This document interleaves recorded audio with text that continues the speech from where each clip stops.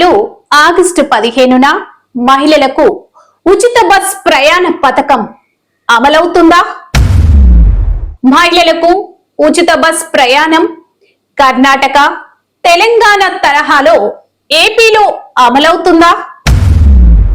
RTC ఉచిత ప్రయాణ పథకంపై నష్టపోతున్న ఆటో డ్రైవర్లకు పరిహారం ఎప్పటికీ? ఆగస్టు 15న ప్రారంభం అవబోతున్న మహిళల ఉచిత బస్సు ప్రయాణ పథకం ఇప్పుడు హాట్ టాపిక్ అయ్యింది. ఇంకా 2 వారాలే మిగిలి ఉండగా ఈ పథకం ఎలా అమలవుతుంది, ఎవరెవరికి లబ్ధి అన్న అనేక ప్రశ్నలకు ఇప్పటికీ స్పష్టమైన సమాధానాలు రాలేదు. చంద్రబాబు నేతృత్వంలోని కూటమి సర్కార్ ఎన్నికల ప్రచారంలో చేసిన హామీ ప్రకారం మహిళలకు ఉచిత బస్సు ప్రయాణ సౌకర్యం కల్పించేందుకు సిద్ధమవుతుంది. సీఎం ఇప్పటికే ప్రకటించారు, ఆగస్టు 15న పథకం ప్రారంభం అవుతుందంటూ. కానీ ఇప్పటికే కొన్ని కీలక అంశాలు పెండింగ్ లోనే ఉన్నాయి. ఈ పథకం ఎక్కడ అమలవుతుంది? పాత జిల్లాల లేక కొత్త జిల్లాల పరిధిలోనే?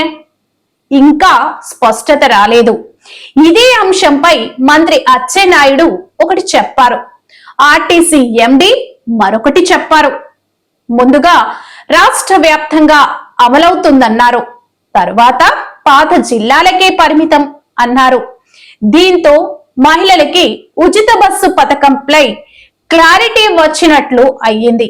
దీనిపై విమర్శలు రావడంతో కూటమి నాయకులు తిరిగి మాట మార్చారు.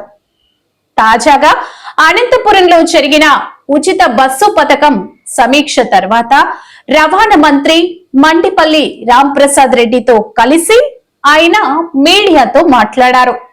మహిళలకి ఆర్టీసీ బస్సులో ఉచిత ప్రయాణం ఉమ్మడి జిల్లాల పరిధిలోనా, కొత్త జిల్లాల పరిధిలోనా?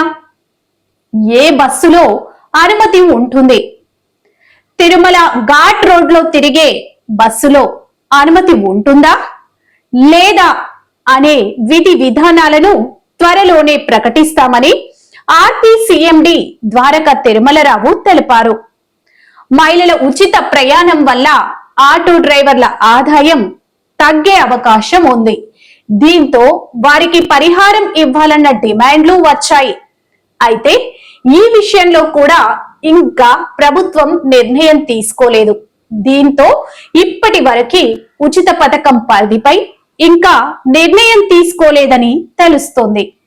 సీఎం చంద్రబాబు ఈ వారాంతంలో సింగపూర్ టూర్ ముగించుకొని వచ్చాక ఈ పథకం మార్గదర్శకాలు విడుదల చేయబోతున్నట్లు తెలుస్తోంది. పాఠశాల విద్యార్థినిలు, ఉద్యోగార్థినిలు, పల్లె మహిళలు అందరూ ఈ పథకాన్ని ఆసక్తిగా ఎదురు చూస్తున్నారు. ఎప్పటికప్పుడు లేటెస్ట్ అప్డేట్స్ ని మనకు అందిస్తున్నటువంటి డిఆర్ ఫోకస్ ఛానల్ ని ప్రేమిద్దాం. ప్రేమను చూపించాలంటే గులాబీ కాదు, ఒక సబ్స్క్రైబ్ బటన్ క్లిక్ చాలు. మహిళలకి ఉచిత బస్ ప్రయాణం పథకం ఏపీ రాష్ట్ర వ్యాప్తంగా అమలు కావాలని మీరు కోరుకుంటున్నారా?